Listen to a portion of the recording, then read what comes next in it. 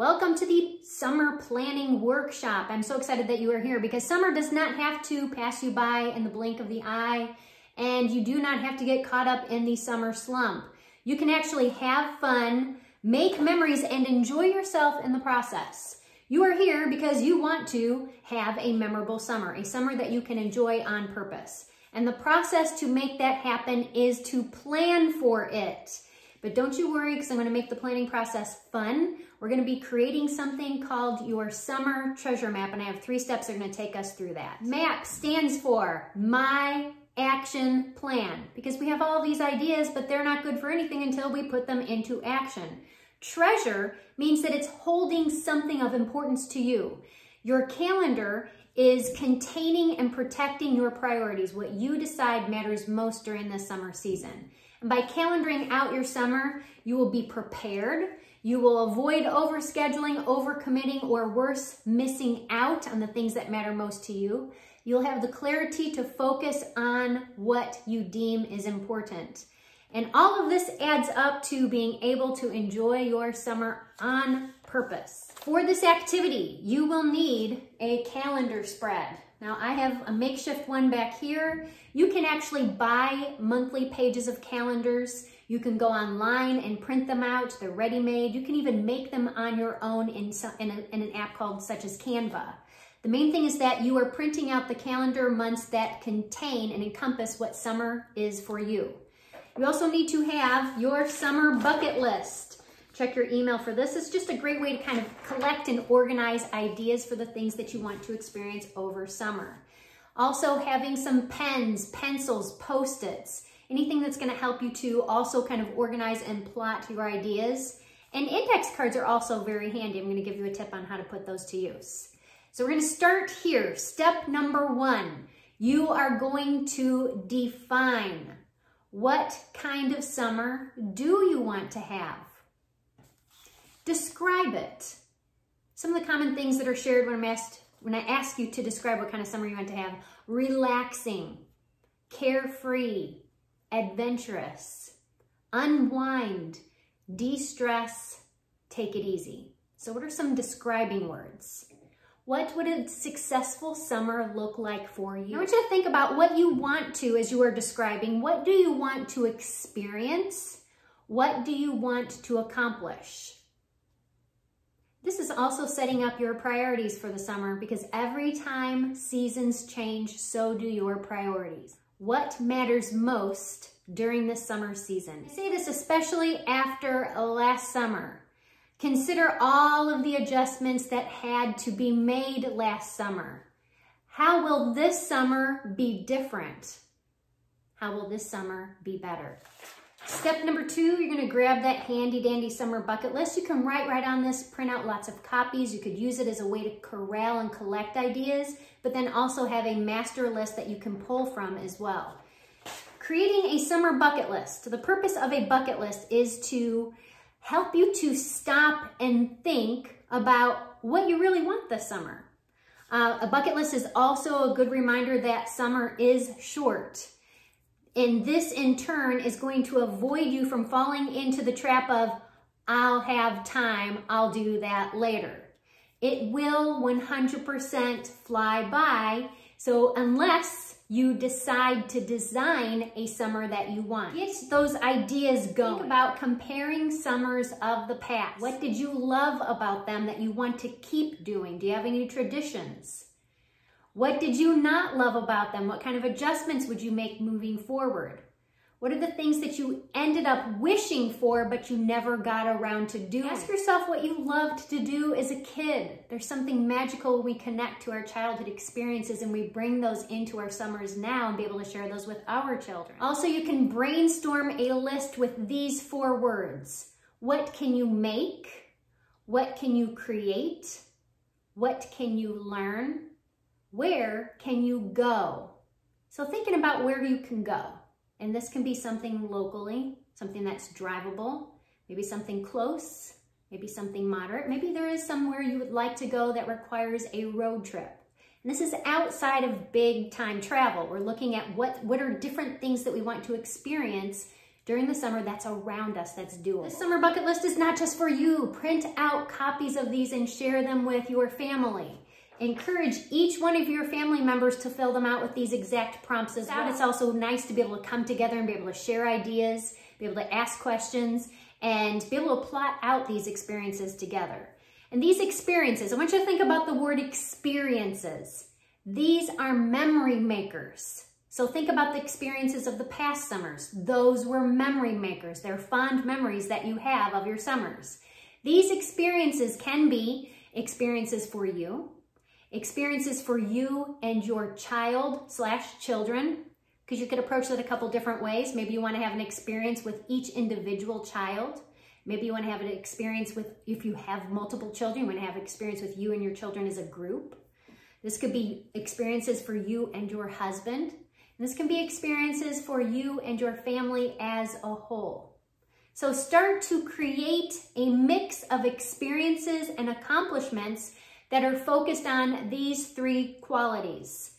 Number 1, are you having fun? Number 2, self-care, because part of summer is relaxing, taking it easy, slowing it down, simplify, soak it up. And 3, improvement, because self-improvement is a never-ending journey. So how are you getting better over the summer? How are your children getting better over the summer? How are you and your husband getting better? How are you and your family getting better together over the summer as well? On to step 3. This is where you begin to plot and protect the things that matter most to you during your summer season. So your calendar spread, I have this visual here behind me to kind of give you an idea, and you can absolutely decorate yours however you like. Your calendar spread, once again, must encompass the months contain the months that encompass your summer. So it's going to look different for each of us. We're going to use this as our summer treasure map because it is charting out your experiences. You want to be able to set it up like this so you can see it at a glance. So that way you're in the know of what's coming up, because a lot of things that we want to experience or accomplish over summer require some preparation. The things that get us stuck, or we leave things to last minute, we didn't put a lot of thought into it, we throw it together haphazardly, there are missing pieces which causes stress and frustration, and hey, that sure zaps all the fun out of the whole purpose of creating a memory maker. So this is about being proactive and being prepared, which is what planning is all about. So when you create your summer treasure map, you want to indicate the start of summer. When does summer begin for you? And you could use this based on calendar. You could say, well, summer starts for me on June 20th, so it's based on calendar. Or it could be a life event that dictates the start and stop. For us, it was the last day of school for Alex. And the reason for that is because our routines completely changed once he was no longer in school, hence more flexibility and freedom to be able to enjoy summer. I indicated the start and stop in a way that my eyes go to them to be able to see the in-between, because there's a purpose to this. No different for those of you who have been paying attention to the planning series that I shared, the Design Your Day method. Scheduling your top 3 commitments begins with bookending your day. What time do you wake up? What time do you go to bed? Because the times in between is all you have available. So for those of us who are trying to cram everything into that period of time, we have to start to take a step back and be realistic about what fits, and then to really stay focused on what matters most. No different when it comes to our summer. So when does summer end? Now, some of you might base it on a calendar date that pops up every year, or it could be, once again, dictated by a life event. I don't have a very clear one, so if it's unknown or you're uncertain about the official end of your summer, pick something. Give a roundabout idea, because you have permission to adjust as you go. But it's important for you to pick something so that way you truly create the urgency of, this is the only time I have available. We are going to be creating containers, because containers of time are going to protect what you deem is important, because summer will fly by. You will never find the time. You must make the time. This is you being purposeful and intentional about designing the summer that you want to experience. Question for you at this point: how many days of summer do you have? Take a moment to add it all up. So once we have our bookends, when summer begins, when summer ends, we're going to be filling in the knowns. So what we do know is happening this summer. The knowns are pre-planned summer obligations. So I want you to think about appointments. What are some said appointments, stated appointments that you have? Activities. For us, activities involve baseball, and a lot of times it's travel baseball, so it requires an entire weekend. Then there's travel. Are you going anywhere this summer? What holidays are coming up? Noting those so they don't sneak up and hit you last minute. And then any other events. Because remember, part of this is that we're making sure we are protecting those containers of time for the things that we know are memory makers. And they become golden memory makers when we're actually proactive and we protect them.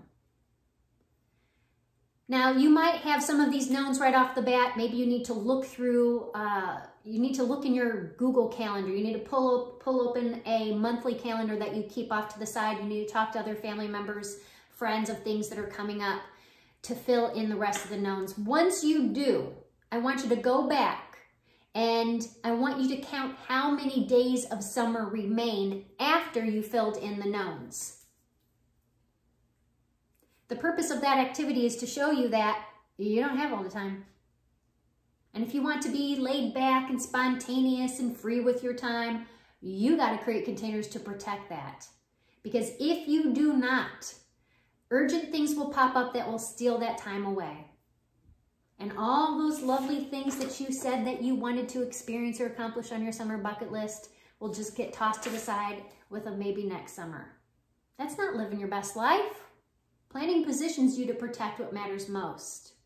Summer matters, especially this summer. So going along with how many days remain, try this. After you filled in the knowns, how many free weekends do you have? Like entire weekend. How many free Fridays do you have? And when I say free, nothing on there, it means you have not written anything yet. It means that it's blank. So if you want to begin to possibly pull in an idea for how you want to spend that free Friday, you better mark that off and protect it. How many kickback Saturdays remain? How many lazy Sundays? The purpose of creating a summer treasure map is because it gives you an incredibly clear view of how much time you truly have and how much time remains after you begin filling in all of these pre-planned obligations. And that way you can begin to prioritize and schedule, and more importantly, protect your summer fun. I'm excited to see what you come up with when you are creating your summer treasure map. I will be sharing some follow-up tips when it comes to summer bucket lists. One of the things I was going to share, here's an added bonus, is pulling out those index cards. So using index cards. Once you guys decide on, you have a master list, you've weeded out some of the things on your summer bucket list, and you can pull some of those experiences or accomplishments off that summer bucket list and transfer them to an index card. Now this index card is going to be what you consider your recipe card.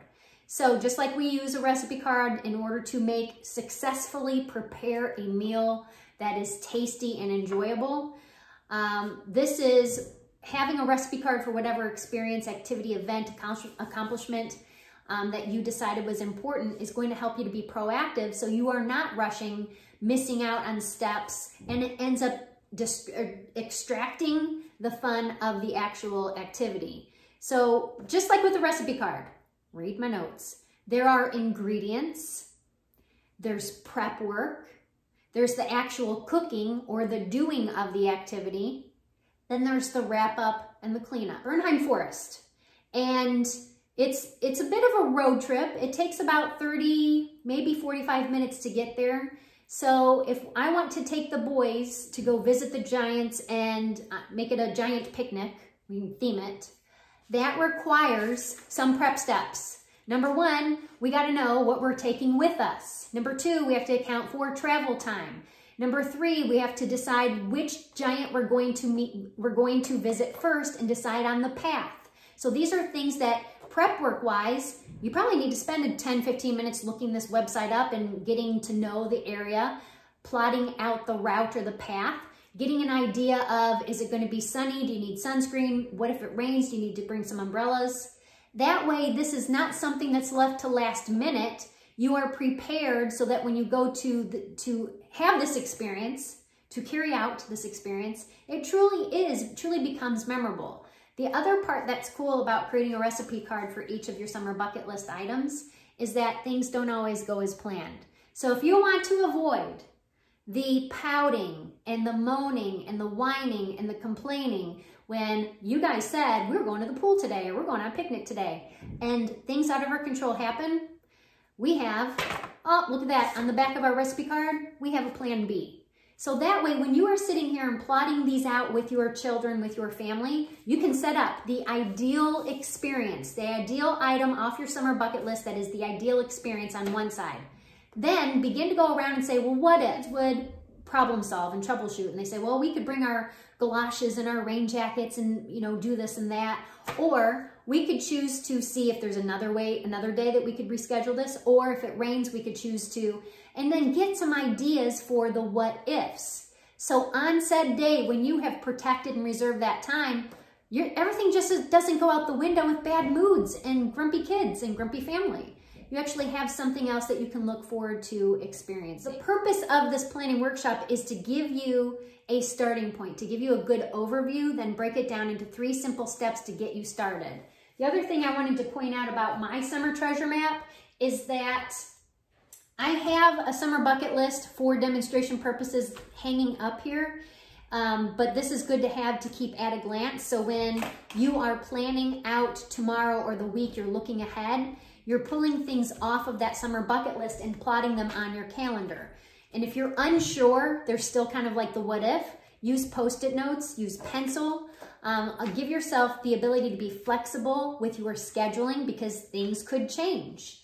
I also used some white space here in the middle because one of the things that we want to be able to do as a family is attend a couple, at least 2, it'd be nice if we get more than that, but we're being realistic, at least 2 Cincinnati Reds games. Because of schedules and baseball and if Tyler's available or not, we're unsure of exactly when we will do this. So on a week-by-week basis, we have the dates of those games out in sight. And as I do my planning, I see what might be a possibility. I run it by the family, and if it's a go, we write it down, we make it happen. We get so once again, the recipe card. So if you're gonna be attending a baseball game, well, there's travel time, you gotta buy the tickets. Are you gonna stay overnight? Is it too far of a drive to come back? What time of day is it? Because if it's a 7 o'clock game, do you really wanna be driving back home at 10 o'clock at night? There's decisions that need to be made that go into this that make it a fully enjoyable experience.